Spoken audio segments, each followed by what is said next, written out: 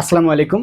আপনারা যারা ডিগ্রি পাশ করছে, বিএসসি করছে, নতুন ভর্তি হতে চাচ্ছেন, বা যারা এই কোর্সটার সাবজেক্ট লিস্ট কি কি এটা সম্পর্কে জানেন না, তাদের জন্য আজকের এই কথাগুলো।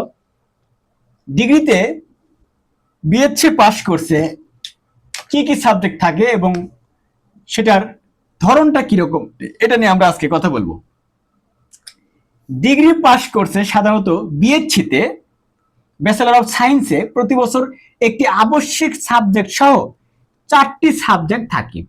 তার মানে কি বোঝা গেল? একটা হচ্ছে আবশ্যিক সাবজেক্ট, এর সাথে আরো 4টি সাবজেক্ট থাকে, মানে ওটা সহ 4টি, মানে ওর সাথে আরো 3টা পড়তে হয় প্রতি বছরে একটা করে, ফার্স্ট ইয়ার, সেকেন্ড ইয়ার এবং থার্ড ইয়ার। আমরা জানি ডিগ্রি 3 বছরের একটা কোর্স, পাস কোর্স। এবার প্রথমে দেখি যে আবশ্যিক সাবজেক্টগুলোর ক্ষেত্রে কিরকম নিয়ম বা কিভাবে আসলে আবশ্যিক সাবজেক্টগুলো পড়তে হয়। প্রথম বর্ষ এবং দ্বিতীয় বর্ষে বাংলা এটা মাস্ট থাকবে এবং নিতে হবে, এটাই ন্যাচারালি আমরা এখনো পর্যন্ত ডিগ্রিতে যেটা নিয়ম, সেই অনুপাতে আমরা যেটা জানি সেটা, যে প্রথম বর্ষ এবং দ্বিতীয় বর্ষে বাংলাটা মাস্ট নিতে হবে, এটা আবশ্যিক সাবজেক্ট, কম্পালসরি সাবজেক্ট।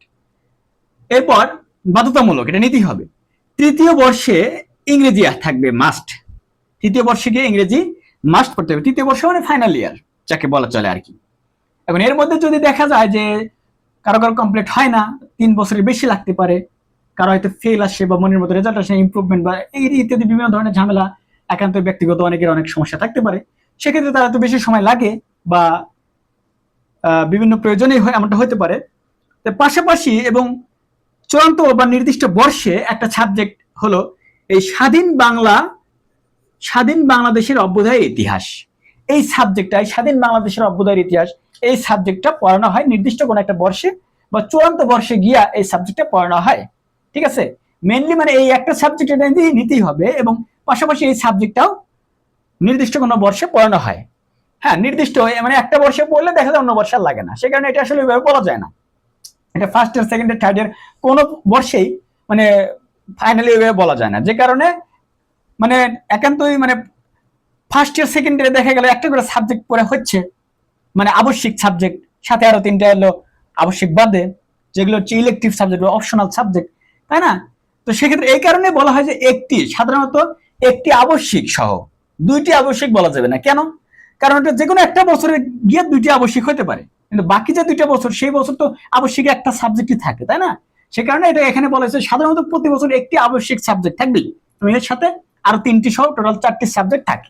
ঠিক আছে, তো এটা হচ্ছে আমরা বুঝতে পারছি এই কথাটার অর্থ। এবং এখানে যে সাবজেক্ট লিস্টের যে ধরনটা, এই যে স্বাধীন বাংলাদেশের অভ্যুদয়ের ইতিহাস, এটা নির্দিষ্ট কোনো বর্ষে একটা বছর পড়া হলে দেখা যাবে পরে আর লাগবে না। ঠিক আছে, এটা ফার্স্ট ইয়ার, সেকেন্ড ইয়ার হতে পারে, ফাইনাল ইয়ার হতে পারে। আর এই যে বাংলা এবং ইংরেজি, এটা হলে এক বছরে একটা করে, এক বছর ফার্স্ট ইয়ার সেকেন্ড ইয়ারে বাংলা থাকবে এবং ইংরেজি থাকবে থার্ড ইয়ারে, এটা তো মাস্ট। এরপর ইলেকট্রিক সাবজেক্টের ক্ষেত্রে আমরা আসি। ইলেক্ট মানে কি? নির্বাচন করা, সিলেকশন, ইলেকশন, তাই না? ইলেকটিভ সাবজেক্ট হচ্ছে এগুলো অপশনাল সাবজেক্ট, এগুলো হচ্ছে এই ফিজিক্স, পদার্থবিজ্ঞান, কেমিস্ট্রি, রসায়ন বিজ্ঞান, ম্যাথমেটিক্স, গণিত, বোটানি, এটা হচ্ছে উদ্ভিদ বিজ্ঞান, জুওলজি, প্রাণী বিজ্ঞান, প্রাণীবিদ্যা, স্ট্যাটিস্টিক্স, পরিসংখ্যান এবং সাইকোলজি, মনোবিজ্ঞান। এই যে সাবজেক্টগুলো থেকে মানে যে কোনো 3টি সাবজেক্ট চুজ করে নেওয়া যায় পিএইচসি তে। কেউ ফিজিক্স, কেমিস্ট্রি, ম্যাথ নিতে পারে, কেউ ফিজিক্স, কেমিস্ট্রি, বোটানি নিতে পারে, কেউ ম্যাথ, বোটানি, জুওলজি নিতে পারে, যার যেটা ইচ্ছা আসলে এটা সিলেক্ট করে যে কোনো 3টা নেওয়া যায়।